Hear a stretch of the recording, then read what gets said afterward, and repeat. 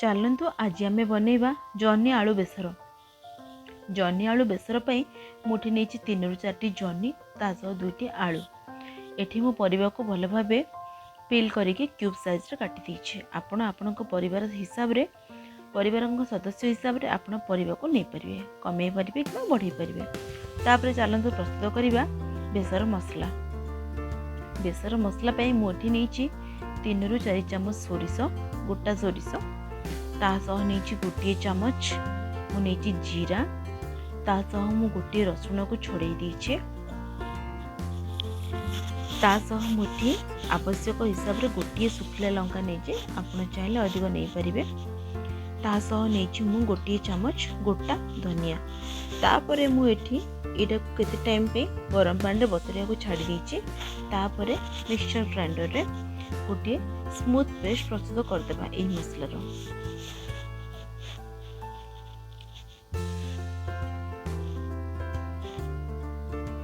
तापर एठी मु गरम पैन रे सोरिष तेल नहीं जाइए। आपण चाहिए अन्य को तेल मध्य व्यवहार करि परिबे। तेल गरम होला परे मुठी पकीची गोटे चामच जीरा फुटण पाई। आपण चाहिए एथिरे आपण नै बारे पंच फुटण। तापरे मु गोटे पियाज को छोट छोट काटी देथिली, सेटा पके दिली। पियाज भल भाबे भाजी होला परे कटा जाइथिबा परिबा को पके देबा।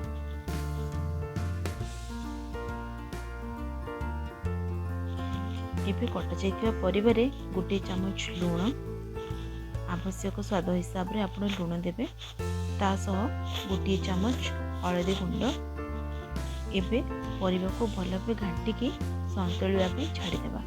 किछ टाइम परिबा संतुलिला परे एना को हमें गोड़े की किछ टाइम पे छाड़ी देबा।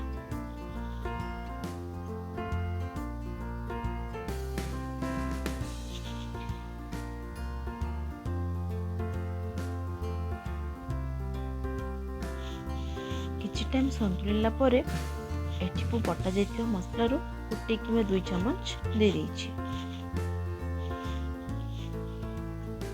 मसला पकेला परे भल भाबे परिबा को घांटी की छाड़ी देबा।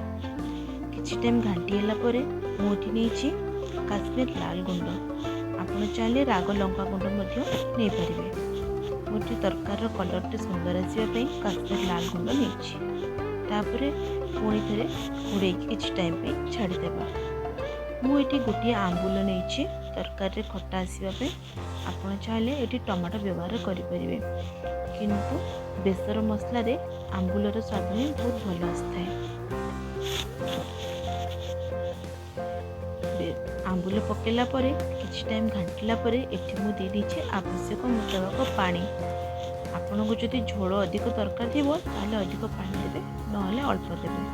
तापरे घोड़े की छाड़ी देबा किछि टाइम पे।